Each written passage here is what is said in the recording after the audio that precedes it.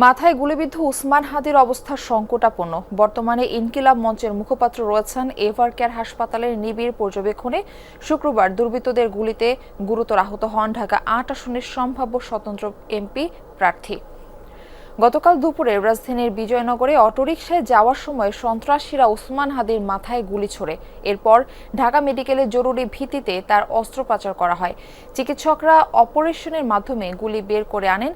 তারপর তাকে নেওয়া হয় লাইফ সাপোর্টে।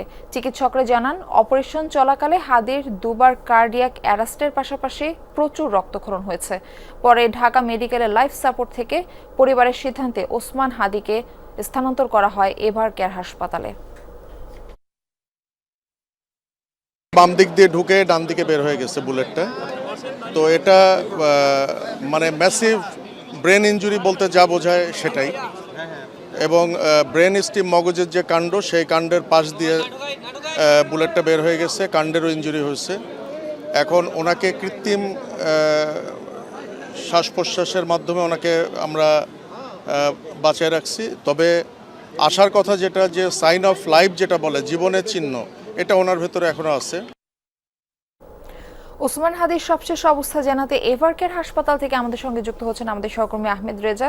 সরাসরি যাচ্ছি তার কাছে। রেজা, ইনকিলাব মঞ্চের মুখপাত্রের সবশেষ শারীরিক অবস্থা সম্পর্কে কি কি তথ্য আপনার কাছে রয়েছে, আমাদের বিস্তারিত জানাবেন। মারফি, আপনি জানেন মূলত ইনকিলাব মঞ্চের নেতা গুলিবিদ্ধ হওয়ার পরে ঢাকা মেডিকেল কলেজ হাসপাতালে মূলত তার প্রথম ধাপে যেই অস্ত্রোপচার সেটি আসলে সম্পন্ন হওয়ার পরপরই সন্ধ্যার দিকে তাকে স্থানান্তর করা হয় মূলত রাজধানীর এভার কেয়ার হাসপাতালে, এবং সেখানে তিনি আসলে নিবিড় পর্যবেক্ষণে রয়েছেন। চিকিৎসকদের মতে মূলত সেই নিবিড় পর্যবেক্ষণের মাত্রাটি আসলে 48 ঘন্টা থেকে 72 ঘন্টার মধ্যে তাকে একটি পর্যবেক্ষণে রাখা হয়েছে। পর্যবেক্ষণের মধ্যে আসলে ওসমান হাদি কেমন করে আসলে রেসপন্স করেন, তার শারীরিক অবস্থাটা কতটুকু উন্নত হতে পারে, সেই সমস্ত বিষয়গুলো কিন্তু লক্ষ্য করছেন চিকিৎসকরা। সেটি নিয়ে আসলে তারা জানাচ্ছিলেন, বা এখানে আগতরা যারা আছেন তারা আসলে মৌখিকভাবে, যদিও এটা আনুষ্ঠানিকভাবে না, অনানুষ্ঠানিকভাবে বিভিন্ন তথ্য অনুসারে আসলে সেই তথ্যগুলো জানানো যাচ্ছে যে এখন 48 থেকে 72 ঘন্টা পর্যবেক্ষণে রাখা হবে ওসমান হাদিকে,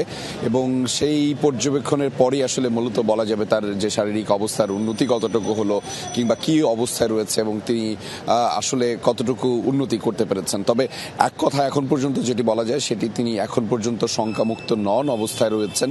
অর্থাৎ তার যে শঙ্কাটি রয়েছে শারীরিক অবস্থার, একটু আগে আপনারা দেখাচ্ছিলেন মূলত যে চিকিৎসক বলছিলেন যে তার বাম কানের নিচ থেকে যেই গুলিটি গিয়েছে এবং তার পরবর্তীতে সেখানে তাকে ব্রেইন হ্যামারেজের বেশ কিছু ঘটনা ঘটেছে, যেখানে আসলে রক্তক্ষরণের ব্যাপার ঘটেছে, এবং সেই রক্তক্ষরণটা যেন রক্তের ব্রেইনের যেন স্বাভাবিক প্রক্রিয়া এবং স্বাভাবিক কার্যক্রম রাখা যায়, সেই জন্য কিন্তু ব্রেইনের অর্থাৎ মাথার যে খুলির অংশটুকু, উপরের অংশটুকু, সেটি খুলে রাখা হয়েছে।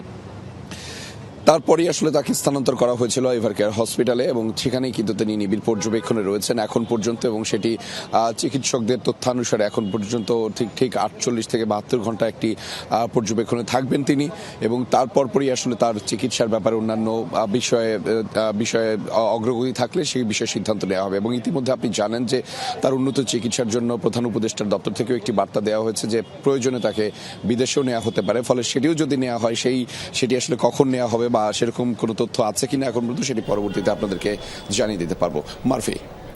রেজা, আপনাকে ধন্যবাদ আমাদের সঙ্গে যুক্ত হওয়ার জন্য। পরবর্তীতে আরো আপডেট আপনার কাছ থেকে আমরা জানার চেষ্টা করব।